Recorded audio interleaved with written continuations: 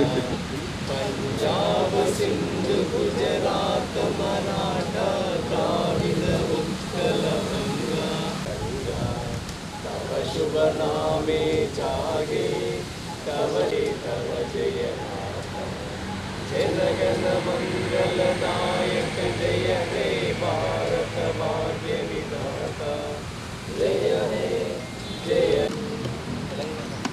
तेलंगाना जय तेलंगाना।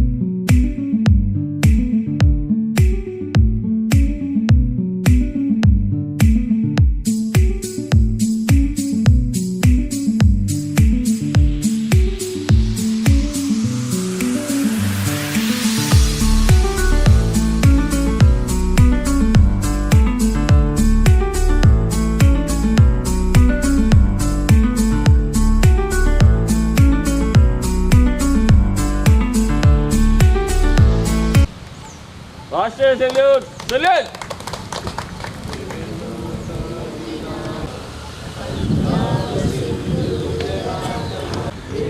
हिमाचल यमुना गंगा उच्चल जलधितरंगा शुभाशिष मागे आगे तव जय गाथा जनगण मंगलदायक जय हे भारत भाग्य विधाता जय हे जय हे जय हे।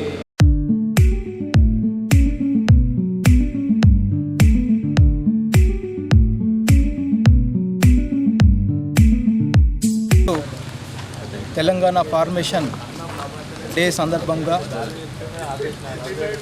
మన మండలంలో ఉన్నటువంటి ఉద్యోగులు మరియు ఎంఆర్ఓ ఆఫీస్ మరియు పోలీస్ మరియు ట్రాన్స్పో సిబ్బంది అందరికీ కూడా నా యొక్క శుభాభివందనములు।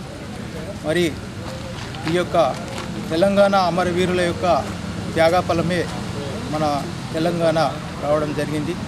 మరి అదేవిధంగా మన మండలంలో జరుగుతున్నటువంటి అభివృద్ధి కార్యక్రమాలు మరి మెయిన్ ఏంటంటే ఇందిరమ్మ